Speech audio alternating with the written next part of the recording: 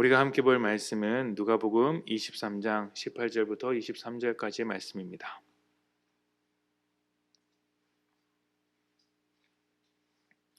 누가복음 23장 18절부터 23절까지의 말씀, 제가 18절을 봉독합니다. 무리가 일제히 소리질러 이르되 이 사람을 없이 하고 바라바를 우리에게 놓아주소서 하니, 이 바라바는 성중에서 일어난 밀랑과 살인으로 말미암아 옥에 갇힌 자르라. 빌라도는 예수를 놓고자 하여 다시 그들에게 말하되, 그들은 소리질러 이르되 그를 십자가에 못 박게 하소서, 십자가에 못 박게 하소서 하는지라. 빌라도가 세 번째 말하되, 이 사람이 무슨 악한 일을 하였느냐? 나는 그에게서 죽일 죄를 찾지 못하였나니 때려서 놓으리라 하니, 그들이 큰 소리로 재촉하여 십자가에 못 박기를 구하니 그들의 소리가 이긴지라. 아멘. 대제사장 무리에게 잡혀오신 예수님은 빌라도에게 재판을 받으시고 헤롯에게 넘겨져서 또 재판을 받으셨습니다. 재판 과정에서 아무런 죄를 찾지 못했지만 사람들은 또다시 예수님을 빌라도에게 데리고 오셨습니다. 데리고 와서 재판을 진행하였는데, 빌라도의 입장에서도 이것은 참 난처한 상황이었습니다. 죄를 찾아볼 수 없는 사람에게 약간의 벌을 줄 수는 있어도 그를 죽이는 것은 전혀 다른 문제였기 때문이죠.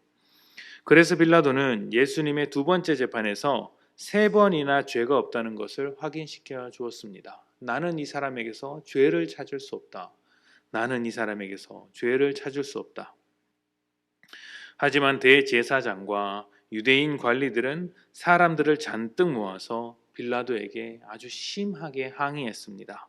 아마도 빌라도에게 어떤 정치적인 압박을 가하려는 것처럼 보입니다.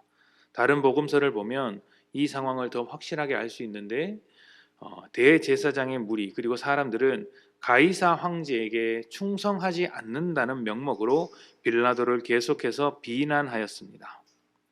대제사장이 굳이 십자가의 처형을 원하는 것에는 나름대로의 목적이 있었습니다. 성경에는요, 나무에 매달려 죽은 사람을 두고 하나님께 저주받은 것이라고 말합니다. 그렇게 말할 수 있으니 예수님께서 나무 십자가에 못 박혀 죽으시게 된다면 그것은 하나님께 저주를 받은 것이라고 말할 수 있습니다. 그러면 사람들이 더 이상 예수님을 따르지 않고 자신들과 같이 예수님을 저주받았다고 비난할 수 있을 것이라 생각했던 것이죠.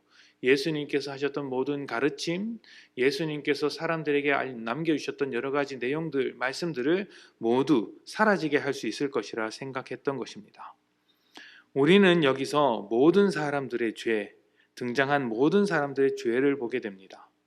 사실 이 자리에 있는 모든 사람들, 그러니까 빌라도, 대제사장, 관리들 뿐만 아니라 모여든 모든 대중들까지 예수님께서 죄를 가지고 있지 않다는 것을 들었고 또한 알고 있습니다. 그런데 예수님을 죽이려고 했던 것이죠. 먼저 대제사장과 관리들입니다. 이들은 예수님에 대한 여러 가지 소문을 들었지만 그 실체를 정확하게 알지는 못했던 것 같습니다. 단지 자신의 권위에 도전한다는 이유로 예수님을 체포했습니다. 네가 어떤 권위로 이런 말을 하는가? 이것이 그들이 꾸준히 예수님 앞에 물었던 질문입니다. 재판 과정에서 제대로 된 신문 과정도 없었고 증언들도 모두 거짓이었습니다. 그나마 성전에 관해서 증언한 사람들이 있었지만 그들의 말도 서로 달라서 증인으로 받아들일 수 있는 것이 아니었습니다. 모든 것이 예수님이 죄가 없다는 것을 증명했지만 그들에겐 상관이 없었습니다. 이미 예수님을 죽이고자 마음먹고 있었기 때문입니다. 그들은 온 성전과 율법을 더럽혔다는 이유로, 하나님의 이름을 더럽혔다는 이유로 예수님을 죽이려고 했습니다. 그런데 정작 율법을 어기고 율법을 따르지 않은 것, 하나님의 이름을 더럽힌 것은 그들 자신이었죠. 뿐만 아니라 하나님의 백성이라고 자처하면서도 하나님의 아들을 죽였습니다. 정말 하나님의 이름을 더럽히며 하나님 앞에 반역을 저지른 사람이 누구이겠습니까? 그 다음은 빌라도입니다. 빌라도는 누구보다 예수님께서 죄가 없으시다는 것을 확신했습니다.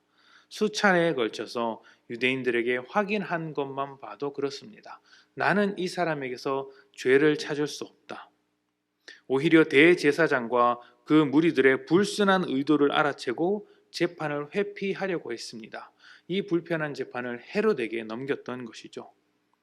예수님께 십자가형을 내리고 손을 씻은 것만 봐도 죄가 없는 분을 죽인 것에 대한 부담감이 상당히 많았던 것을 확인하게 됩니다. 그러나 그렇다고 해서 빌라도가 죄가 없는 것은 아닙니다. 빌라도에게 중요했던 것은 정의를 세우는 것이나 의롭게 살아가는 것이 아니었던 것이죠. 현실이었습니다. 빌라도에게 중요한 것은 현실, 정치적인 이유가 그의 걸림돌이었고 자기의 자리를 지키는 것이 최우선순위였습니다. 이것을 위해서 비겁해져도 되고 정의롭지 못해도 되는 것입니다. 사람들의 지지만 받을 수 있다면 충분했던 것이죠. 결국 빌라도는 예수님을 황제에 대한 반역자로 거짓 죄를 뒤집어 씌워서 십자가형을 언도했습니다. 세상의 마음을 쏟은 죄인이 어떤 한계를 가지고 있는지 빌라도가 잘 보여주는 것이죠. 사실 우리도 세상 가운데 마음을 쏟게 되면 신앙에 대해서 자꾸 이런 모습을 보입니다. 현실적으로 문제가 있으니, 내 몸이 어려우니, 내 삶이 어려우니, 내 일이 어려우니 내가 지금 하나님의 뜻을 세울 수 없다. 정의를 따라갈 수 없다. 의롭게 살아가지 못한다. 선함이 내게 주어지지 않는다. 이렇게 자꾸 자기의 신앙을 밀어내는 것이죠. 현실적인 이유로 내 신앙에 걸림돌이 생겼다 말을 하는 것이죠. 그러나 그렇다고 해서 내 신앙에 책임이 없는 것은 아닙니다. 마지막으로 또 다른 사람을 생각해 보자면 예수님을 십자가에 못 박으라고 소리치던 대중들입니다. 사람들 중에는 거짓 증언을 했던 사람도 있을 것입니다. 또 그 사람들 중에는 예수님이라고 한패라고 여김 받을까 봐 두려워하는 사람도 있었을 것입니다. 자칫 잘못했다가는 자신도 사형을 당할 수 있으니까요. 또 대제사장이라는 권위에 눌려서 동원된 사람들도 있을 것입니다. 이들 모두 모여서 대중을 이루었고 예수님을 십자가에 못 박으라고 이야기를 했던 것이죠. 그런데 이들 중에 하나님의 정의가 어디 있는지, 하나님의 마음이 어디 있는지 관심이 있는 사람이 없습니다. 당장 힘이 있는 쪽으로 모여들고 힘이 있는 쪽에 편을 들고 있을 뿐입니다. 로마에게 힘이 있으니 로마에게 모여들고, 빌라도에게 힘이 있으니 빌라도를 지지하며, 대제사장에게 힘이 있으니 대제사장 쪽으로 기울어지는 것이죠. 어쩌면 이런 모습은 세상 모든 사람에게서 찾아볼 수 있는 모습일지도 모르겠습니다. 더 힘이 있는 사람에게 붙어 먹는 것이죠. 대제사장, 빌라도, 그리고 수많은 사람, 대중들은 예수님을 반역자라는 이름으로 처형했으나 사실 그들이 진짜 반역자였습니다. 하나님께 반역한 죄인인 것이죠. 죄인은 절대로 하나님의 뜻을 찾을 수 없습니다. 하나님의 말씀을 듣고도 실력이 없어서 따르지 못하고 자기의 권위나 현실을 지키기 위해 하나님의 뜻을 무시합니다. 또 눈앞에 보이는 어려움을 극복하지 못해서 하나님을 저버리는 일도 있습니다. 죄에서 벗어날 수 없고 극복할 수 없는 인간의 한계를 보여주는 장면입니다. 여기 있는 사람들이 모두 스스로 잘한다고 생각하고 있으나 죄인으로서의 한계가 드러나는 순간이죠. 예수님은 그런 인간의 모습과 한계를 짊어지고 십자가에 달리셨습니다. 그리고 우리가 얼마나 죄인인지 스스로 깨닫게 하셨습니다. 너희가 그렇게 내세우던 의로움으로 죄 없는 자 예수 그리스도를 십자가에 못 박았다. 너희가 진정 죄인이 아닌가? 우리가 진정 죄인이 아닌가? 인정하게 하셨습니다. 우리 스스로 우리의 죄를 발견하게 된다면 굉장히 아프고 괴롭습니다. 하지만 하나님은 그 괴로운 자리에서부터 우리를 일으켜 주십니다.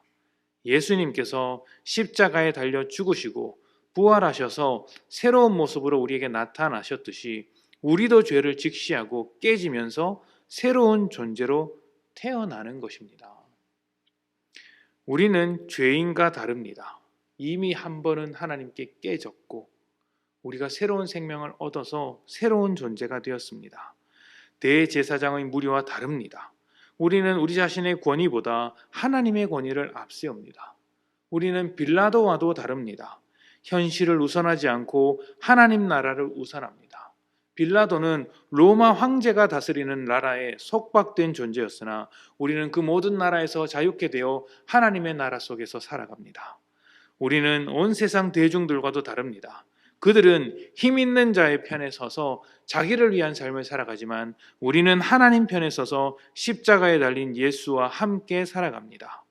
대제사장과 빌라도와 대중들은 예수를 반역자로 죽였지만 우리는 예수 그리스도를 새로운 시대의 왕으로 섬기며 살아가고 있습니다. 여러분, 고난주간은 우리의 죄를 대신해서 죽으신 예수님을 묵상하는 시간입니다. 왜 죽으셨냐를 반드시 기억하셔야 합니다. 우리 죄 때문에 죽으셨습니다. 우리 죄를 대신해서 우리의 죄를 해결하시기 위해 죽으셨습니다.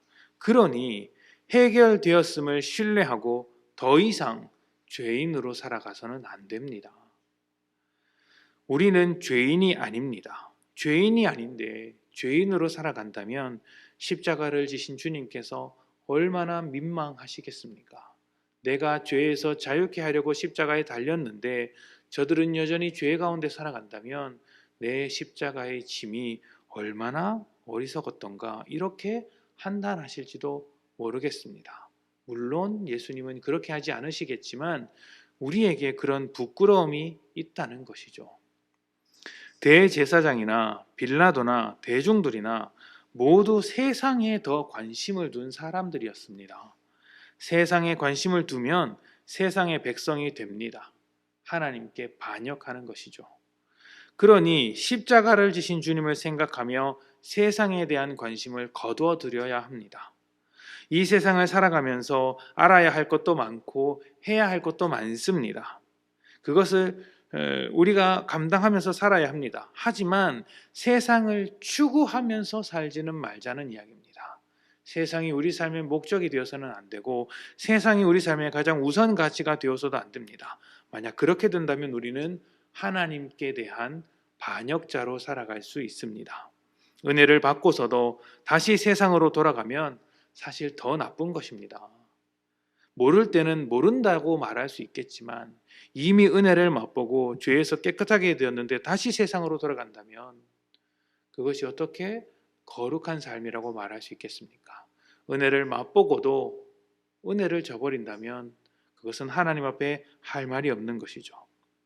하나님과 세상은 절대로 비교할 수 없다는 것을 우리는 너무나도 잘 알고 있습니다. 그러니 십자가의 무게, 십자가의 가치를 생각하면서 세상 가운데 넘어가지 않았으면 좋겠습니다. 이런 것은 여러분이 못한다, 세상 가운데 산다고 정죄하는 것이 아닙니다. 더 크고 좋은 것이 이미 우리에게 펼쳐져 있으니 헛된 세상을 쫓아가느라 놓쳐서는 안 된다고 말씀을 드리는 것입니다. 헛된 길로 빠지면 인생을 낭비하는 것이라고 말씀을 드리는 것입니다. 더 좋은 것이 있는데 왜 더 좋은 것이 아닌 다른 것을 붙잡으려 하느냐는 말이죠. 대제사장과 빌라도와 수많은 대중들이 예수님을 버렸던 그 실수를 우리는 반복하지 맙시다. 세상 가운데서 예수님을 붙잡고 살아야 합니다. 세상 나라보다 하나님 나라가 비할 수 없이 훨씬 더 좋다는 사실을 잊지 맙시다. 고난주간 함께 십자가를 묵상하는 늘사랑교회 성도 여러분, 모두 하나님께 반역하며 살아가는 것이 아니라 충성되이 예수님과 날마다 함께 복된 인생을 살아가시기를 축복합니다.